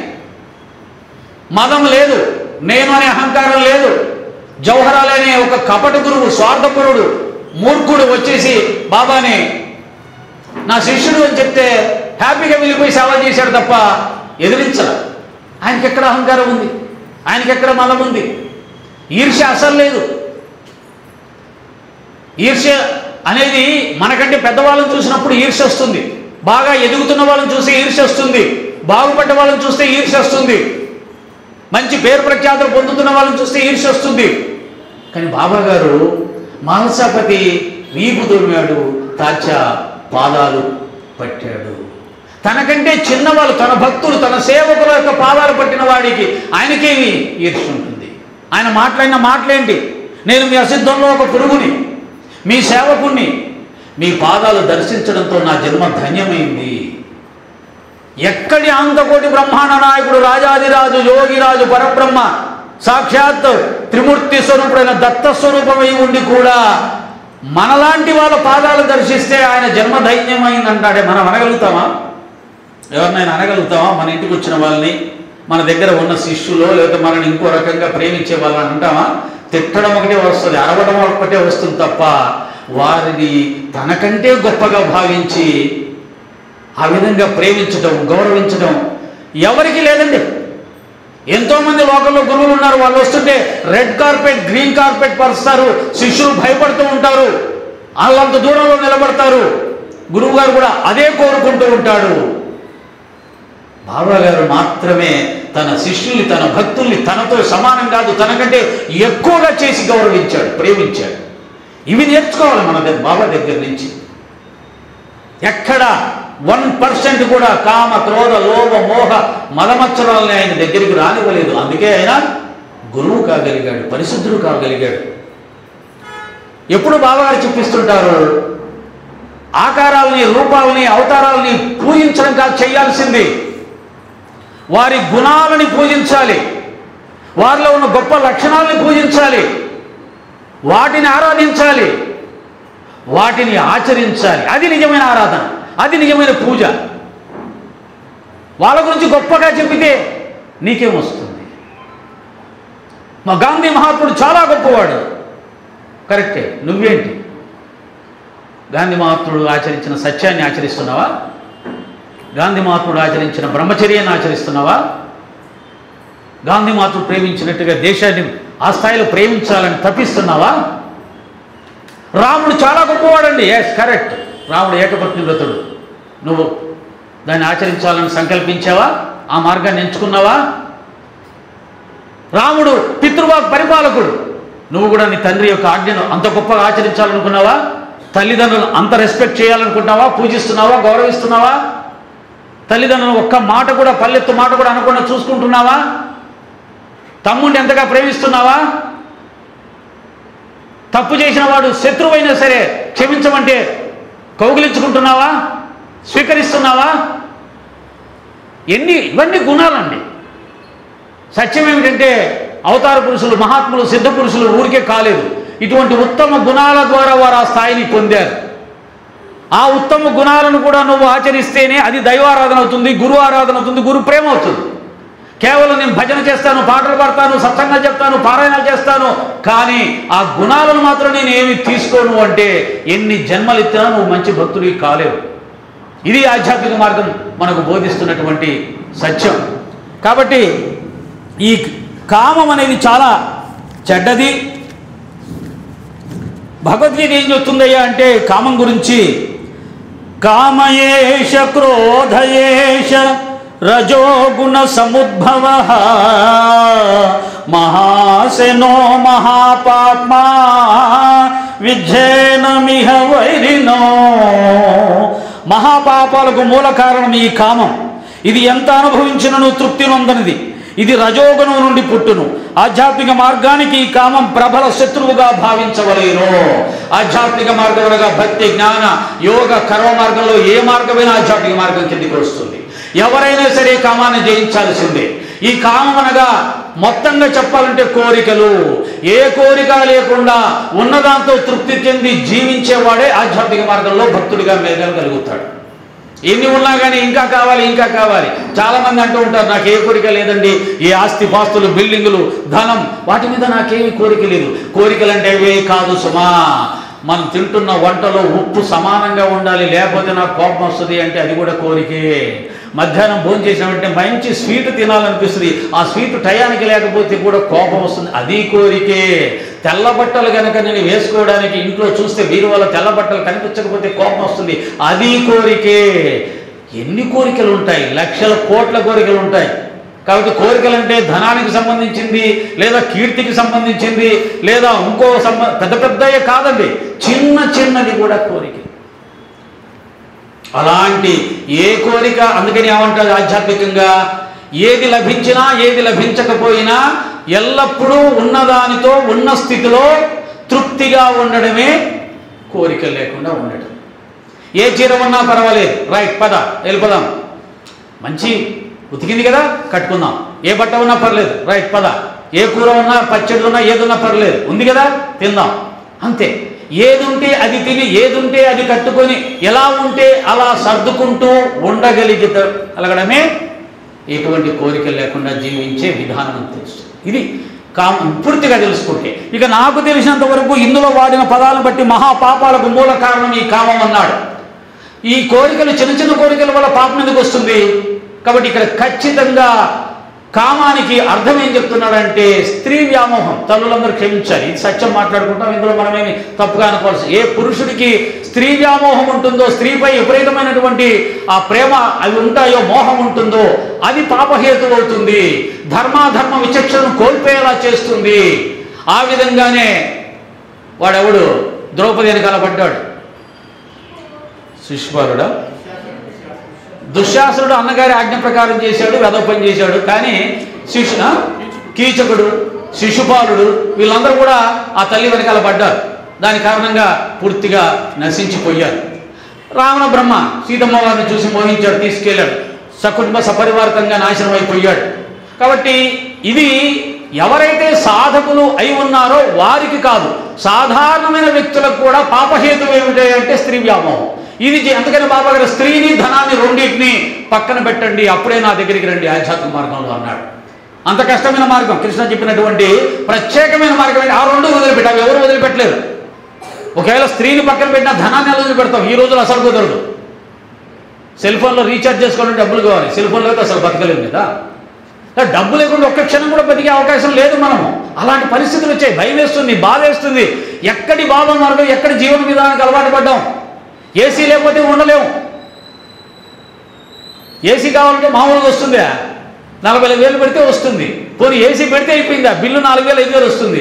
ఇవన్నీ డబ్బుతో ముడిపడిపోయింది జీవితం, విలాసవంతమైన జీవితం. విలాసవంతమైన జీవితంలో ఉన్నటువంటి అలవాటు పడ్డ మనము ఆధ్యాత్మిక మార్గంలోకి బాబా చెప్పినటువంటి మార్గంలో ఎలా వెళ్తాం? బాబా గారికి చలికాలంలో ఆయన చలి పెడుతుందని చెప్పి చుట్టూ కూడా పరదాలు కడితే ఆ పరదాలను కూడా చించి అవతల పడేశాడంట. ఏమని? ఎందుకు అంటే చలి పెడుతుంది బాగా బాబా మీకు అని చెప్పి. నాకు చలి ఏమిటిరా అని అన్నవాడు. అలాగే ఇంకో మాట అన్నాడు, 4,000 ఇటుకల బట్టి దగ్గర నిన్ను కూర్చోబెడితే ఆ వేడి నీకు సోకనంత స్థితిలో ఉండాలన్నాడు. 4,000 బట్టీలు అక్కర్లా, 40 డిగ్రీలు వచ్చేసరికి గందరగోళం అయిపోయి 4 ఏసీలు వేసుకొని పడుకోవాలని చూస్తున్నాం. ఎక్కడ మనం ఆధ్యాత్మిక మార్గాన్ని అందుకోగలుగుతాం? కాబట్టి చాలా కష్టం. కాబట్టి బాబా గారికి మంచి సెలవాకులు కప్పేయడం, బాబా గారికి వంకాయ కూర ఇష్టం కాబట్టి వంకాయ కూర చేసి పెట్టడం, బాబా గారికి ఇంకేదన్నా ఇష్టమైతే అవి ఇచ్చేద్దాం, నమస్కారం పెడదాం. ఇవన్నీ మాకు కష్టం బాబా, నువ్వు చెప్పినవి సాధించడం చాలా కష్టం. కానీ అవి కష్టమే, మనలాంటి వాళ్ళు సాధించడం అనేది చాలా చాలా దూరం అయిపోయింది ఆ పరిస్థితి. ఉపాసన బాబా ఒక్కడే బాబా గారి మార్గంలో ఆ తీవ్రమైన వైరాగ్యాన్ని సాధించగలిగాడు. బాబా గోనె పట్ట మీద కూర్చుంటే ఉపాసన బాబా గోనె పట్టను చుట్టుకుని జీవించాడు. బాబా మార్గం అంటే వైరాగ్యం, వైరాగ్యం, వైరాగ్యం, నిరాడంబరత, నిరాడంబరత, నిరాడంబరత, అహంకార రాహిత్యం, అహంకార రాహిత్యం, అహంకార రాహిత్యం, నిర్వ్యామోహం, నిర్వ్యామోహం, నిర్వ్యామోహం. ఒక్కొక్క గుణాన్ని నేర్చుకోవడానికి ఒక జీవితకాలం కూడా పడుతుంది సాయి మార్గంలో. ప్రత్యక్షంగా మనకు కనిపించినటువంటి ఆయన జీవన విధానం చూసిన తర్వాత బాబా గారంత వైరాగ్యంతో ఇంతవరకు ఈ లోకంలో ఏ పురుషుడు, ఏ సాధకుడు, ఏ సిద్ధ పురుషుడు జీవించలేదు. అందుకని చాలామంది పెద్ద పెద్ద వాళ్ళు, ప్రవచకులు కూడా బాబా పేరు తప్ప అందరి పేరు చెప్తారు. కారణం ఏంటంటే బాబా గారి పేరు చెప్తే బాబా గారి లాగా జీవించాల్సి వస్తుంది. ఏమంటే మీరు బాబా గారి గురించి చెప్తున్నారు, మీరు బాబా గారి లాగా నిరాడంబరంగా ఉన్నారా అని క్వశ్చన్ చేస్తే సమాధానం చెప్పడం చాలా కష్టం. ఎందుకంటే వారి యొక్క వేషభాషలో జీవన విధానం అలా ఉంటుంది. అంటే అటువంటి సాయినాథుడి యొక్క మార్గంలో ఉన్నాం. కాబట్టి ఈ కామం అనేది మహాపాపాలకు మూలమవుతుంది. ఆ కామంలో కూడా స్త్రీ వ్యామోహం మహాపాపానికి కారణమవుతుంది. కాబట్టి ఆ స్త్రీ వ్యామోహం ఎటువంటి పరిస్థితుల్లో అయినా ఇమ్మీడియట్లీగా దాన్ని వదిలివేసి పరిశుద్ధమైనటువంటి జీవన విధానాన్ని ఎంచుకోవాలి అనేది. ఎందుకంటే మనందరికీ తెలుసు కర్మ సిద్ధాంతం చాలా చాలా కఠినమైనది, అది ఎవరిని వదిలిపెట్టదు. నేను ఒకప్పుడు బస్సులో ప్రయాణం చేస్తూ కర్మ సిద్ధాంతం గురించి బాగా అవగాహన అయిన తర్వాత నా చుట్టూ ఉన్న ప్రపంచాన్ని, నా సోదరులను చూసి ఆ బస్సు కడ్డీలు పట్టుకొని ఊరికి వెళ్ళేదాకా ఏడుస్తూనే ఉన్నాను. అప్పుడు మనసు అంత సున్నితంగా ఉంది, ఇప్పుడు ఏం లేదు, ఇప్పుడు బాగా బండబారిపోయింది. కారణం ఏంటంటే వాళ్ళు చేస్తున్నటువంటి ఆ తప్పులు, ఆ పాపాలకి భవిష్యత్తులో వాళ్ళు కర్మలు చుట్టుకున్నప్పుడు ఏం భీమాజీ పాటిల్ అయిపోతారో, ఏ డాక్టర్ పిల్లే అయిపోతారో, ఏ భాగోజీ షిండే అయిపోతారో, ఆ కష్టాలు తట్టుకోలేక బాబా అని బాబాలు పాదాలు పట్టుకొని ఏడుస్తూ రోధించాల్సి వస్తుందో అనే బాధ, భయం. అంటే ఒక్కొక్కసారి మనసు అంత సున్నితంలోకి వెళ్ళిపోతుంది, అంత సున్నితంలోకి వెళ్ళాలి. ఆ సున్నితత్వంలో నుంచి వచ్చిందే బౌద్ధ మతం. ఆ సున్నితత్వంలో నుంచి వచ్చిందే వాళ్ళు కాళ్ళకు గుడ్డలు కట్టుకొని నడిచేటప్పుడు చీమకు కూడా నొప్పి కలగకూడదు అన్నంత సున్నితమైనటువంటి అహింసా సిద్ధాంతాన్ని ఆచరించే మనసు వస్తుంది. అటువంటి మనసే పరమాత్మను చేరుతుంది. అంత సున్నితమైన మనసు కఠినంగా మాట్లాడగలుగుతుందా? అంత సున్నితమైన మనసు ఎవరినైనా బాధ పెట్టగలుగుతుందా? అందుకని బాబా ఒక మాట అంటాడు, ఎవరు ఎంత హింసించినా ఓర్చుకున్నవాడు నా నిజభక్తుడు అన్నాడు. ఎవరు మన హింసించక్కర్లా, ఒక మాట అంటే చాలు 10 మాటలని వాడిని హింసిస్తాము. అది మానవ సహజం. ఇవన్నీ కూడా ఆయన ఇచ్చినటువంటి ఆధ్యాత్మిక ఉన్నతమైనటువంటి సాధనా మార్గాలు. మనం ఇంకా చాలా ఎక్కడో కింద ఉన్నాం, భూమి మీద ఉన్న పర్ల పాతాళంలో ఉన్నాం. అయినా ఆయన మనల్ని ప్రేమిస్తున్నాడు సుమా, అయినా ఆయన మనకు అనుభవాలు ఇస్తున్నాడు సుమా, అయినా ఆయన మనం రక్షిస్తున్నాడు సుమా. ఆ రక్షణ, ఆ ప్రేమ, ఆ అనుభవాలే మనల్ని మోసం చేస్తున్నాయి. మన మంచి సాయి భక్తులు ఎన్ని అనుభవాలు వస్తున్నాయి, ఎన్ని బాబా గారు ఎంత చక్కగా కాలు కింద పెట్టకుండా చూసుకుంటాడు, అన్నీ ఇచ్చేస్తున్నాడు. అవును ఇచ్చాడు. బడే బాబా కూడా ఇచ్చాడు 50 రూపాయలు, తాత్యా కూడా ఇచ్చాడు 20 రూపాయలు, 10 రూపాయలు. మరి వాళ్ళు గొప్ప అయిపోయారా? కాదు. పైసా కూడా ఇవ్వనటువంటి మహాసభని గొప్ప భక్తుడు అయ్యాడు.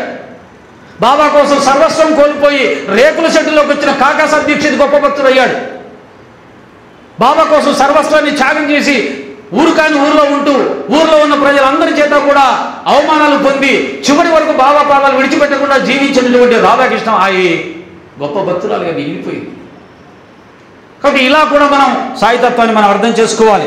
ధూమినా వ్రియతే వహ్నిర్యథా ధర్మో మలేన చ యదోర్భేనావృతో గర్భస్తదా తేనే దవాదమావృతం. పొగ చేత అగ్ని, మురికి చేత అద్దము, మావి చేత గర్భస్థ శిశువు కప్పబడి ఉన్నట్లు ఈ కామం చేత ఆత్మజ్ఞానం కప్పబడి ఉన్నది. మనందరం కూడా జ్ఞానం జ్ఞానం జ్ఞానం అంటాం, కానీ ఆ జ్ఞానము దేని చేత కప్పబడి ఉంది? కోరికల చేత కప్పబడి ఉంది. ఆ కోరికలు ఏంటో ఇంతకుముందే చెప్పుకున్నాం, కోరికలు అనంతాలు. కాబట్టి నాకు ఏ కోరిక లేదు అని ఒక స్థిరమైన నిర్ణయం, ఎప్పుడు ఏది లభిస్తే దాంతోటే నేను తృప్తి చెందుతాననే జీవన విధానాన్ని ఎంచుకొని ఎవరైతే నిశ్చలమైన మానసిక స్థితిని సంపాదించుకొని ఉంటారో వారికి కోరికలు నశిస్తాయి. లేదా ఈ కోరికల చాటున ఆత్మజ్ఞానం, భక్తి కప్పబడి ఉంది. కాబట్టి మనకు ఏమీ ఎందుకు తెలియట్లేదు? ఎన్ని సంవత్సరాలు బాబా పాదాలు పట్టుకున్నా, ఎన్ని సంవత్సరాలు సత్యత్ర పారాయణం చేస్తున్నా ఎందుకు మనకు తెలియట్లేదు అని అంటే మన చుట్టూ మన మనసులో అనేకమైన కోరికలు ఉన్నాయి. మంచి కోరికలు, చెడ్డ కోరికలు, ఏ కోరికైనా కోరికే. కోరిక పుట్టిందా అది సాధించే వరకు మనసు మనశ్శాంతిగా ఉండదు, నిశ్శబ్దంగా ఉండదు, నిశ్చలంగా ఉండదు. కోరిక ఈజీకొల్ట్ ఒక నీటి గుంటలో రాయి వేయడం లాంటిదే. కదలకుండా ఉన్న నీటిలో ఒక రాయి వేస్తే తరంగాలు తరంగాలు తరంగాలు, కిందే ఉన్నది కనపడదు. తిరిగి ఆ తరంగాలని పూర్తిగా ఆగిపోతే అప్పుడు లోపల స్పష్టత వస్తుంది. బట్ ఆ విధంగా ఏ కోరికలు లేకుండా ఉన్న స్థితిని మనం సాధించే ప్రయత్నం చేయాలి. గుర్తుపెట్టుకోవాలి. ఏదైనా కోరిక వచ్చింది, ఓ మంచి కారు కొందాం, 5 లక్షల కారు పోయింది, 10 లక్షల కారు కావాలి, అయిపోయింది, కోరిక పడింది, అయిపోయింది. మనం బాబా భక్తులం కాదు, ఫెయిల్ అయిపోయాం అని మనకు మనమే చెప్పుకోవాలి. అలాగే బంగారం కొనాలి, ఓ 10 తులాలు, పుట్టింది కోరిక. ఒక స్థలం కొనాలి, ఎందుకు, ఒక ఇల్లు ఉంది కదా, స్థలం కొని పడేసేస్తే అది రేపు ఓ 1 లక్ష రూపాయలు 10 లక్షలు లాభం వస్తుంది. ఎంతసేపు లాభమే, ఎంతసేపు ధన సంపాదనే, ఎంతసేపు ఇంకా పెంచుకుందామనే. అయినా కానీ సాయి భక్తులమే కాలేం. నువ్వు సాయి భక్తుడి కావచ్చు, కానీ బాబా చెప్పినటువంటి ఆయన మార్గంలో చెప్పే ఆ ఆనందంగా జీవించే విధానం నీ జీవితానికి రాదు. ఆనందం ఎక్కడో లేదు, నీలోనే ఉంది. నువ్వే ఆనంద స్వరూపుడివి, నువ్వే ఆనంద స్వరూపుడివి, నువ్వే బాబావి. బాబా నీకు తేడా లేదు, కనుక్కోలేకపోతున్నాం. ఆయన చెప్పాడు, నీకు నాకు అడ్డు కూడా తీసేయి, మన ఇద్దరం కలిసిపోతాం అన్నాడు. సత్యం సత్యం సత్యం. ఎవరు ఒప్పుకున్నా ఒప్పుకోకపోయినా పరమాత్మ జీవుడు ఇద్దరు ఒకటే ఒకటే. అహం బ్రహ్మాస్మి, నీవే పరబ్రహ్మ స్వరూపుడివి, నీవే పరబ్రహ్మ స్వరూపివి. మరి మాకు తెలియట్లేదు కదండి, అజ్ఞానం ఆవరించి ఉంది కాబట్టి తెలియట్లేదు. ఆ అజ్ఞానం తొలగిపోతే, జ్ఞానం కలిగితే అప్పుడు ఆనందమయ జీవితం అనేది నీకు సొంతమవుతుంది. నువ్వే ఆనంద స్వరూపుడివి. ఆనందాన్ని అనుభవించడం కాదు, నువ్వే ఆనంద స్వరూపుడివి. నువ్వు బాబా గారు అందరికీ ఆనందాన్ని ఇస్తున్నాడు, కారణం ఆయన ఆనంద స్వరూపంగా ఉన్నాడు. దాన్ని మనం సాధించవలసింది. అలాగే ఆవృతం జ్ఞానమేతేన జ్ఞానినో నిత్యవైరిణ కామరూపేణ కౌంతేయ దుష్పూరేణానలేన చ. అర్జున, నిండింప శక్యము కానిది, అగ్నివలి తృప్తి నొందనిది, ఆశారూపమైనది, జ్ఞానికి శత్రువుకు ఈ కామము చేత ఆత్మజ్ఞానం కప్పబడి ఉన్నది. నువ్వు ఎన్ని కోరికలు తీర్చుకున్నా కానీ నీ కోరికలు ఎప్పుడూ కూడా మోగయ్యావు. ఈ కోరికలు అనేవి అగ్ని లాంటిది. అగ్నిగుండంలో నువ్వు ఎన్నైనా వేయి, భల్మని మండుతుంది, ఇంకా మంట పెరుగుతుందే తప్ప మంట తగ్గదు. అగ్నిలో కట్టెలు వేసే కొద్దీ ఇంకా ప్రజ్వరులతో ఉంటుంది, నెయ్యి వేసే కొద్దీ ఇంకా పెరుగుతూనే ఉంటుంది. అలాగే ఈ మనసులో ఉన్న కోరికలను తీరుస్తున్న కొద్దీ అవి ఇంకా పెరుగుతాయే తప్ప పులి స్టాప్ ఎప్పటికీ పడదు గాక పడదు. కాబట్టి బుద్ధ భగవాన్ లాంటి మహానుభావుడు జీవితం అంతా శోధించి ఒక సత్యం ఇచ్చాడు. నీ దుఃఖానికి నీ కోరికలే కారణం, ఇంకెవ్వరిని తప్పు పట్టాల్సిన అవసరం లేదు. నీ ఇంట్లో వాళ్ళు కాదు, ఊర్లో వాళ్ళు కాదు, శత్రువులు కాదు, మిత్రులు కాదు, దేవుడు కాదు, బాబా కాదు, ఎవరు కాదు, నీ విధి కాదు, నీ కర్మలు కాదు. నీ దుఃఖానికి నువ్వే కారణం, నీ కోరికలే కారణం. అంతేనండి. కోరికలు తీసిపడేసేయండి, నాకు ఇంకేం అక్కర్లేదని నిర్ణయానికి వచ్చేయండి. బాబా ఇచ్చింది ఏదో చాలు, తృప్తి, హ్యాపీ అనండి, అయిపోయింది, ఇంకే కోరికలే. ఈ విధంగా కామాన్ని జయించాల్సిన అవసరం ఉంది. ఈ కామానికి సంబంధించి సాయినాథుల వారి సచరిత్రలో నానాసాహెబ్ చంద్రకర్ విషయంలో మీ అందరికీ తెలుసు. ఒక ముస్లిం మహిళ వచ్చినప్పుడు ఆ ముస్లిం మహిళ ముసుగు తీసి చూసినప్పుడు ఆమె చాలా అందంగా కనిపించేసరికి బాబా గారు చూశాడు. నానాసాహెబ్ చంద్రకర్ మాటి మాటికి ఆమె సౌందర్యాన్ని చూసే పిచ్చిలో పడిపోయాడు. అప్పుడు బాబా చెప్పాడు, శ్యామా, నానాసాహెబ్, నానా ఎందుకు అనవసరంగా కంగారు పడుతున్నావు? భగవంతుడు అందాలని చాలా సృష్టించాడు, చూడు, తప్పులేదు. నాకు కావాలి, సొంతం కావాలి అనే కోరిక రానంత వరకు నీ చూపు తప్పు కాదు. అన్నిటినీ చూడు, ధైర్యంగా చూడు, అన్నిటినీ వినండి, తప్పులేదు. మనిషి యొక్క దుఃఖానికి కారణం, అశాంతి కారణం ఏంటంటే ఏది చూస్తే అది సొంతమైపోవాలి, ఏది చూస్తే అది కావాలి. ఒక ఇల్లు కట్టుకున్నాం 25 లక్షలు పెట్టి హ్యాపీగా, లేదా అలా ₹1 కోటి పెట్టి, ₹1 కోటి పెట్టి కట్టాం, ఎంతో ఇష్టంగా కట్టుకున్నాం. అప్పు చేసి ఈఎంఐ పెట్టి కట్టుకున్నాం, చాలా సంతృప్తిగా ఉన్నాం. కానీ మన స్నేహితుడు ఏదో వాళ్ళ ఇంటికి రమ్మంటే, స్నేహితురాలు రమ్మంటే వెళ్ళాము, వాళ్ళు ఒక 10 కోట్లతో ఇల్లు కట్టుకున్నారు, అయిపోయింది. ఆ రోజు నుంచి మనకు అశాంతి స్టార్ట్. ఎందుకని 10 కోట్ల ఇల్లు మన ఇంటికల్లా ఇంకా బాగుంది, వాళ్ళ సోఫాలు ఇంకా అద్భుతంగా ఉన్నాయి, ఇంకా రకరకాల అలంకరణలు, రకరకాల డెకరేషన్స్ అద్భుతంగా ఉన్నాయి. అబ్బా, ఇల్లు ఉంటే ఇలా ఉండాలండి, మన ఇల్లేమి ఇల్లండి. మొన్నటిదాకా నీ ఇంటిని చూసి మురిశావు, మొన్నటిదాకా ఆ ఇంటినే నీకన్నా కింద వాళ్ళకు చూపించి మురిశావు. కానీ దానికంటే మంచిని చూసేసరికి అయిపోయింది, మారిపోయింది. ఇలా ఉంటుంది మనిషి యొక్క మనసు. కాబట్టి అక్కడ మనం జాగ్రత్తగా ఉండాలి, ఉన్నదాంతో తృప్తి చెందాలి. క్రోధం కామం అయిపోయింది, కోరికలు జయించాలి, ఉన్నదాంతో తృప్తి చెందాలి, అప్పుడే నీకు మనశ్శాంతి కలుగుతుంది. అలాగే క్రోధం, కోపం, చీటికి మాటికి కోపం వస్తుంది, విసుగొస్తుంది. ఎవరైనా ఒక మాట అంటే ఒప్పుకునే మనస్తత్వం ఉండదు. మన తప్పు పడితే అసలు ఒప్పుకోం. మనం ఎదుటి వాళ్ళు ఎన్నైనా తప్పు పడవచ్చు, కానీ వాళ్ళు మన తప్పు పడితే అప్పుడు ఇంకా కోపం చాలా ఎక్కువ వస్తుంది. కాబట్టి ఈ కోపానికి కూడా కారణం ఏంటంటే కోరిక అంటాడు. నువ్వు అనుకున్న కోరిక తీరకపోతే నీకు అశాంతి కలుగుతుంది. ఆ కోరిక తీరలేదు, ఆ కోరిక తీరలేదు. ఆ కోరిక గురించి ఆలోచిస్తుంటే ఎవరైనా ఇలాంటి పెద్దవాళ్ళు వచ్చి పలకరిస్తే కోపం వస్తుంది. ఇంట్లో భార్య పలకరిస్తే ఇంకా కోపం వస్తుంది, ఎందుకంటే అందరికంటే చూడకండి భార్య కాబట్టి. కాబట్టి మనం అనుకున్న కోరికలు ఏమన్నా తీరకపోతే ఇమ్మీడియట్లుగా అశాంతితోటి క్రోధంతో బుద్ధినాశనం, చివరికి మనిషి సర్వనాశనం అవుతాడని చెప్తుంది గీత. ఏమని చెప్తుంది? జాయతో విషయాన్ పుంసః సంగస్తేషుపజాయతే సంగా సంజాయతే కామః కామాత్ క్రోధోభిజాయతే క్రోధాత్ భవతి సమ్మోహః సమ్మోహాత్ స్మృతి విభ్రమః స్మృతి భ్రంశాత్ బుద్ధినాశో బుద్ధినాశాత్ ప్రణశ్యతి. ఈ విధంగా కామం వల్ల క్రోధం వల్ల బుద్ధినాశనం వల్ల సర్వనాశనం. కాబట్టి ఎవరైనా సాయి భక్తులుగా ఉన్న వాళ్ళకి, ఏ భక్తులుగా ఉన్న మానవుడైన వాడికి కోపం చాలా ప్రబల శత్రువు. కామం అనేది పాపాన్ని తీసుకొస్తే, క్రోధం అనేది నీ సమస్తాన్ని సర్వనాశనం చేస్తుంది. ఒక్క క్షణంలో నీ సమస్తాన్ని నాశనం చేయగలిగింది ఏదైనా ఉందంటే అది క్రోధం. విశ్వామిత్రుడు 10,000 సంవత్సరాలు తపస్సు చేశాడు. సరే, ఇది సబ్జెక్ట్ క్రోధంలో కదా, కానీ ఆయన కోపం ఎక్కువ. ఎవరైనా తను అవమానిస్తే ఇమ్మీడియట్గా శాపం పెడతాడు. ఆ శాపంతో తాను సంపాదించుకున్న తపశ్శక్తి మొత్తం కూడా కోల్పోతాడు. మళ్ళీ వెళ్ళి తపస్సు కూర్చుంటాడు. అలాగా మనం మంచిగా పూజలు చేసి సహనంతో సంపాదించుకున్న ఎంతో దివ్య శక్తి ఉంటుంది మనలోగా, ఆత్మశక్తి ఉంటుంది. సహనంతో ఉన్న వాళ్ళకి, దాన ధర్మాలు చేసే వాళ్ళకి, దైవ మార్గంలో నడిచే వారికి. కానీ కోపంతో పొరపాటున ఎవరినైనా అనరాని మాటలని వారిని బాధ పెడితే నీ పుణ్యమంతా వెళ్ళిపోతుంది. కాబట్టి క్రోధం అనేది నీ సమస్తాన్ని క్షణంలో నాశనం చేస్తుంది. కోపంలోనే హత్యలు జరుగుతాయి, కోపంలోనే కొట్లాలు జరుగుతాయి. హత్య జరిగితే అంతే, ఒక్క క్షణంలో హత్య చేస్తాడు, వాడి జీవితం మొత్తం నాశనం. అది అయిపోయిన వెంటనే, జైల్లో పడిన వెంటనే, అబ్బా ఎందుకు చేశాను రా ఈ తప్పు, అబ్బాబ్బా నా భార్య పిల్లల్ని సంసారాన్ని నేను అనుభవిస్తున్న సుఖాలని భోగాల్ని అన్నీ కోల్పోయానే అనవసరంగా. ఈ ఒక్క క్షణం నేను కనుక మనశ్శాంతిగా ఉంటే ఎంత బాగుండేది. అయిపోయింది, కానీ అయిపోయింది, జరిగిపోయింది. కోపం అలా చేయించేస్తుంది. అలాగే భార్యాభర్తలు మాట వస్తుంది, పెంచుకుంటారు, తిట్టుకుంటారు, ఒకరొకరు దెప్పుపరుచుకుంటారు, అయిపోయింది.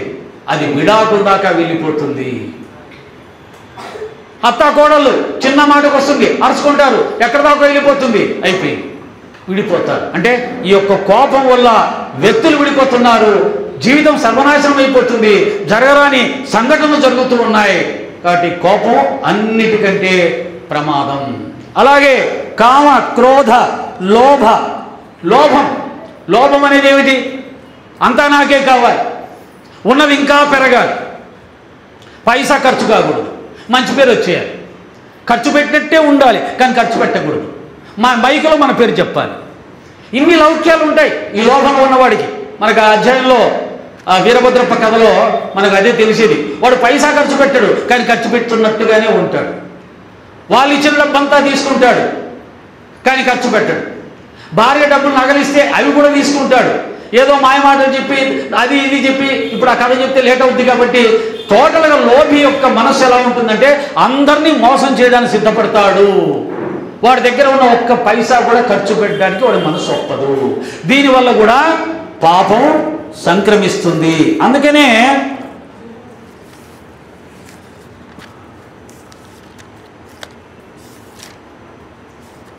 త్రివిధం నరకస్యేదం ద్వారం నాశనమాత్మనః.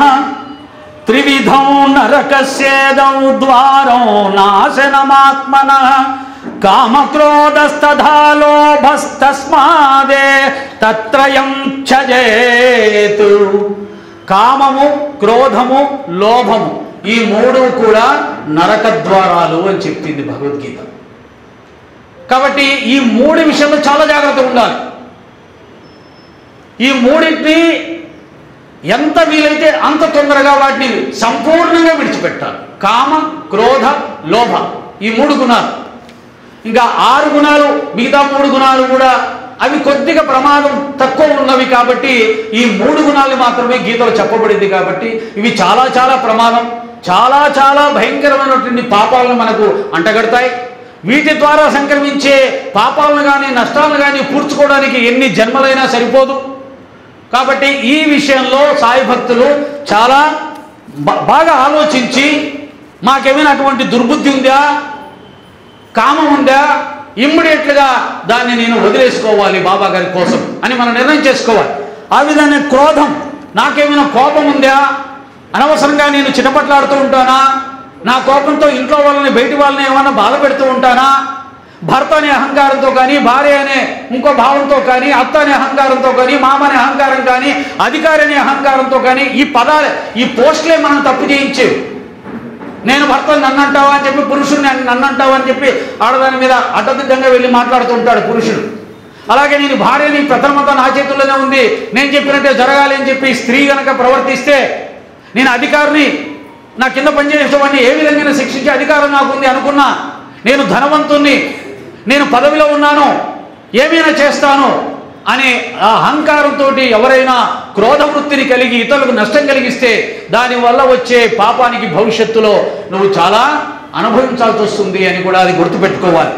అలాగే లోభం, ఈ లోభం చాలా, అంతా నాకే కావాలి, ఉన్నదైపోకూడదు, అంతా నాకే కావాలన్నాడంటే ఇంక అయిపోయింది, స్వార్థం మొదలైంది, ఇంకా అందరిని దోచుకుంటూ ఉంటాడు.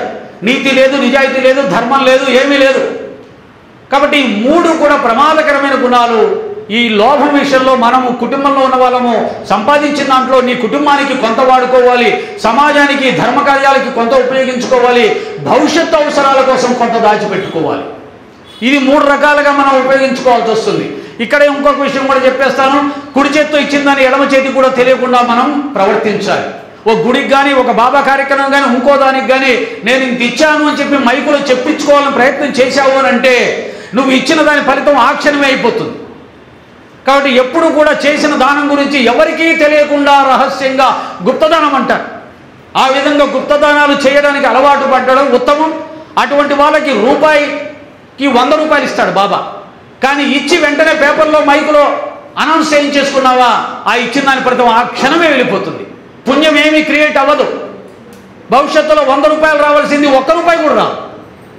కాబట్టి లోభం అనే దాని విషయంలో మనం జాగ్రత్తగా సంపాదించుకున్న సంపాదనలో కుటుంబానికి కాస్త, సమాజానికి కొంత, తర్వాత భవిష్యత్తు కొంత దాచిపెట్టుకునే విధంగా ఈ సాంసారిక కుటుంబంలో ఉన్నవాళ్ళు తమ సంపాదనని అలా 3 రకాలుగా ఉపయోగించుకున్నప్పుడు వాళ్ళు విజయవంతంగా ఈ యొక్క భక్తి మార్గంలో, ఆధ్యాత్మిక మార్గంలో, మానవ జీవిత మార్గంలో కూడా వాళ్ళు చక్కటి పద్ధతుల్లో జీవిస్తారు, సత్ఫలితాలు పొందుతారు, ఆనందంగా జీవించే అవకాశం ఉంటుంది. కాబట్టి మనిషిలో ఉన్నటువంటి కామ, క్రోధ, లోభ, మోహ, మలమత్సరములనే 6 గుణాల గురించి మీరు ఇంకా అధ్యయనం చేయండి. పుస్తకాలు ఉంటాయి, అనేక చదువుకోండి, ఆ గుణాల ప్రభావాన్ని తెలుసుకోండి, ఆ గుణాల వల్ల వచ్చే పాపం తెలుసుకోండి, వాటికి భయపడండి. మన వాళ్ళు యమధర్మరాజుని, నరకాన్ని ఎందుకు సృష్టించారయ్యా అంటే ఈ మానవ జీవితంలో మానవుడు ఇష్టారాజ్యంగా ప్రవర్తించడానికి అలవాటు పడతాడు. అలా కాకుండా భయభక్తులతో వాడు జీవించాలంటే నరకం అనేది ఒకటి ఉంది. ఆ నరకంలో సృష్టిస్తారు, శిక్షిస్తారు, మళ్ళీ జన్మెత్తిన తర్వాత కూడా ఆ కర్మ ఫలితాలను అనుభవించాల్సి వస్తుంది అని మనందరినీ కూడా చెప్పడానికి కారణం ఏంటంటే మనందరం భయంతో, భక్తితో మన జీవన విధానాన్ని ధర్మబద్ధంగా ఏర్పాటు చేసుకోవడానికి ఈ యొక్క అరిషడ్ వర్గాల్ని నియంత్రించుకోవడానికి చెప్పారు. కాబట్టి ఆధ్యాత్మిక మార్గం అంటే కేవలం పూజలు చేయడం కాదు, యాత్రలు చేయడం కాదు, కేవలం దాన ధర్మాలు చేయడమే కాదు, మనలో ఉన్న ఈ దుర్గుణాలని సరిచేసుకుంటూ మనం పవిత్రులుగా జీవించడానికి కూడా ప్రయత్నం చేయాలి. అట్లా ప్రయత్నం చేయడమే నిజమైన ఆధ్యాత్మిక మార్గం, నిజమైన భక్తి మార్గం అనేది తెలియచేస్తూ మనిషి ఆనందంగా జీవించడానికి నిన్ను నీవు సరిదిద్దుకోవడం, నిన్ను నీవు తీర్చిదిద్దుకోవడమే నిజమైన భక్తి మార్గం, నిజమైన సాయి మార్గం. అదే అన్నిటికంటే కష్టమైనటువంటి మార్గం అని కూడా మీకు విన్నవించుకుంటున్నాను. నా అనుభవంలో, స్వానుభవంలో కోపాన్ని జయించడానికి 20 సంవత్సరాలు పట్టింది. అయినా ఇప్పటికీ కూడా ఏదైనా శృతి మించి ఎవరైనా మాట్లాడేటప్పుడు నెమ్మదిగా వస్తుంది, ప్రశాంతంగా వస్తుంది. ఎగరదు, బట్ వస్తుంది. ఆ వచ్చి చెప్పాల్సింది చెబుతుంది. కానీ లోపల తెలుస్తుంది కోపం వచ్చింది. దాంతోపాటే కొద్దిగా బీపీ కూడా వచ్చింది. బీపీ వచ్చిందని కోపం వచ్చినట్టే కదా. కాబట్టి ఎంత ఉన్నా ఇప్పుడున్న సమాజంలో మనుషుల మధ్యలో మన యొక్క గుణాలని కంట్రోల్ చేసుకోవడం అనేది చాలా కష్టం. బాబాగారి మాట చెప్తాను మీకు, ఈ మాయ అనేది నన్ను కూడా వేధిస్తూ ఉంది. ఇల్లు వాకిలి లేకపోయినా, కుటుంబం లేకపోయినా, భార్య పిల్లలు లేకపోయినా ఈ మాయ నన్ను వదిలిపెట్టట్లేదు, పెనవేసుకొని ఉంది అన్నాడు. చూడండి, ఏమీ లేని ఆయనకి అంత పట్టుకొని పెనేసుకొని ఉంటే అన్నీ ఉన్న మన పరిస్థితి ఏంటి? అది ఇంకెంత బలంగా పెనవేసుకుందో మనకు తెలియదు. దాంట్లో నలిగిపోతున్నాం, కానీ మనకు తెలియట్లా. ఎందుకు తెలియట్లేదో తెలుసా? 5 ఇంద్రియాలు ఇచ్చాడు కదా, ఆ ఇంద్రియ సుఖాలతో అన్నీ మర్చిపోతూ ఉన్నాం. నేను సుఖంగా సంతోషంగా ఉన్నానండి, ఒక్కరోజు 24 అవర్స్ నా మనసులో ఒక్క క్షణం కూడా అశాంతి రాలేదు, ఒక్క క్షణం అసంతృప్తి చెందలేదు, ఒక్క క్షణం బాధపడలేదు, ఒక్క క్షణం ఏమీ ఆలోచించలేదు. 24 అవర్స్లో నేను హ్యాపీగా ఉన్నానని మన జీవిత కాలంలో ధైర్యంగా ఏ సన్యాసి కూడా చెప్పలేడమ్మా. ఏ సన్యాసి కూడా చెప్పలేడు, ఏ స్వామీజీ కూడా చెప్పలేడు. 24 గంటలు నేను ప్రశాంతంగా ఉన్నానయ్యా, నా మనసులో ఏ ఆలోచన రాలేదు, ప్రసక్తే లేదు. సన్యాసులు, స్వామీజీలు ఇతర స్వామీజీల గురించి ఆలోచిస్తుంటారు. సత్సంగాలు చెప్పేవాళ్ళు వేరే సత్సంగాలు చెప్పేవాళ్ళ గురించి ఆలోచిస్తుంటారు. వాడికి ఈ మధ్య సత్సంగాలు బాగా వస్తున్నాయి, అందరూ వాడిని పిలుస్తున్నారటగా. అంతేలే, వేషాలు వేసుకున్న వాళ్ళని పిలుస్తారు, మన ఎవరు పిలుస్తారు అంటారు. స్వామి ఈ మధ్య ఆ ఆశ్రమానికి డొనేషన్స్ బ్రహ్మాండంగా వచ్చాయి, మన ఆశ్రమానికి తగ్గిపోతున్నాయండి. తగ్గిపోకుండా ఏం చేస్తారా? దొంగ మాటలు చెప్పే వాళ్ళకి ఇస్తారు అందరూ. ఇలా అనకుండా ఎవరు ఉంటారు? ఇది ప్రపంచం. కాబట్టి 24 అవర్స్ నా మనసులో ఎటువంటి కోరిక లేదు, ఆలోచన లేదు, అశాంతి లేదు, అసంతృప్తి లేదు, అనలేని జీవితంలో ఉన్నాం మనం.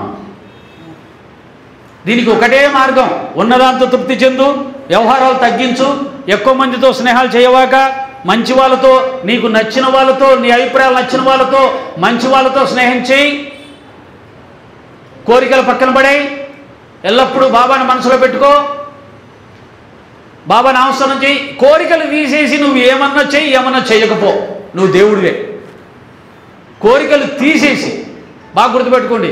ఏమండి, కోరికలు అంటే నాకే కోరికలు లేవండి, ఓ పెద్ద కార్యక్రమం చేయాలని ఉందండి, అయిపోయా, అదే పెద్ద కోరిక. ఇంకా ఆ కార్యక్రమం అయ్యే వరకు నేను ఎవడు మనశ్శాంతి ఉంచలేడు. ఇలాంటివి ఎన్నో సాత్విక కోరికలు, సాత్విక కోరికలు అంటారు. సత్వ, రజ, తమో 3 గుణాల్లో సాత్విక కోరికలు. పెద్ద భజన పెట్టించాలండి. సాయిదాస్ గారిని, కృష్ణ గారిని, హరిహరరావు గారిని, లేకపోతే ఇంతో మన అనిల్ గారిని, వీళ్ళందరినీ పిలిచి పెద్ద ప్రోగ్రాం పెట్టించాలి.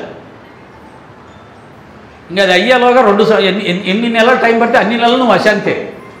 ఎందుకని? పెద్ద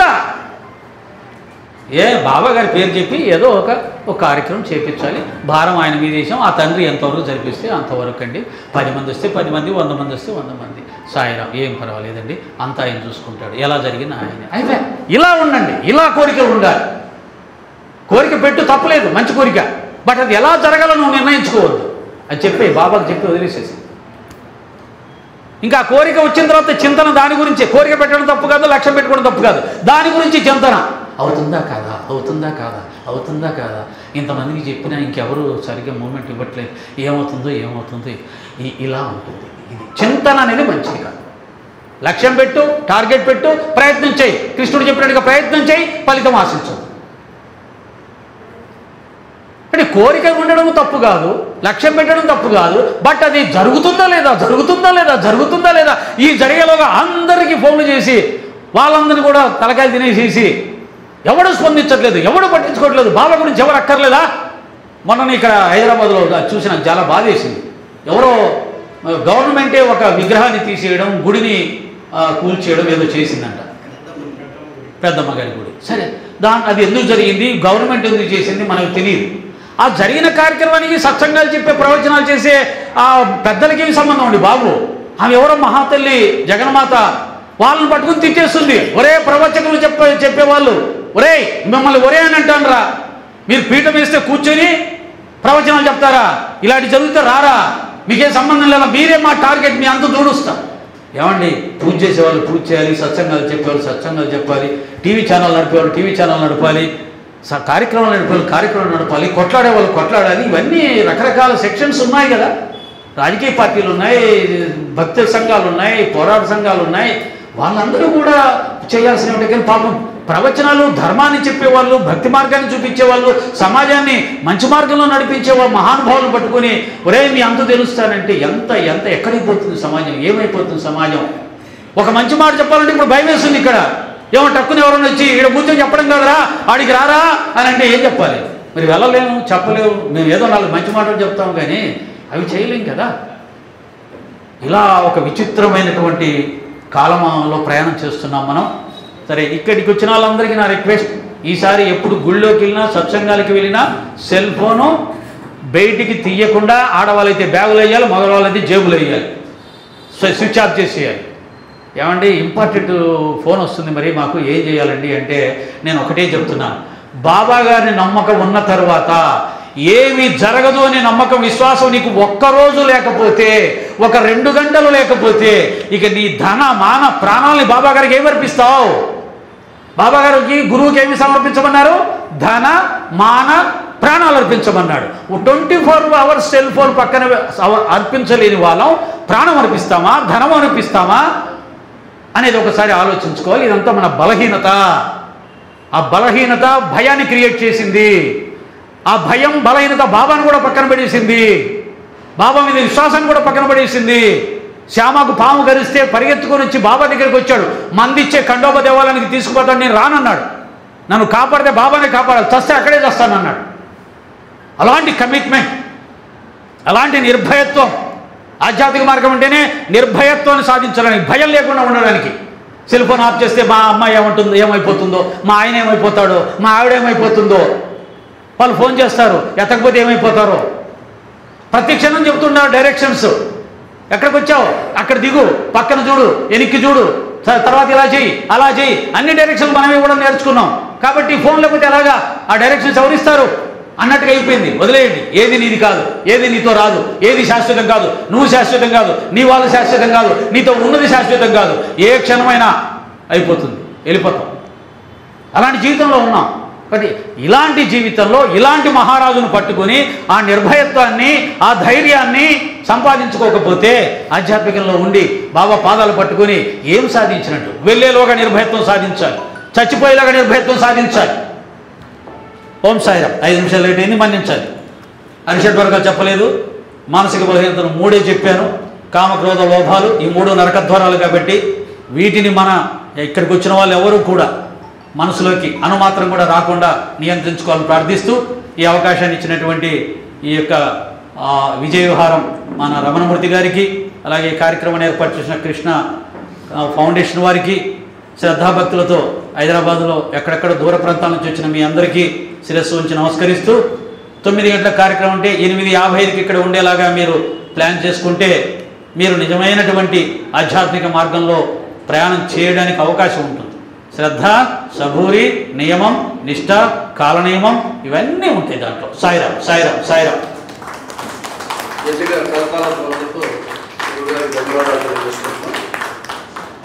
వాస్తవానికి టైం సరిపోదు, 1 గంటే. 1 గంట టైము పెద్ద టాపిక్ కాబట్టి. అయితే మనకున్న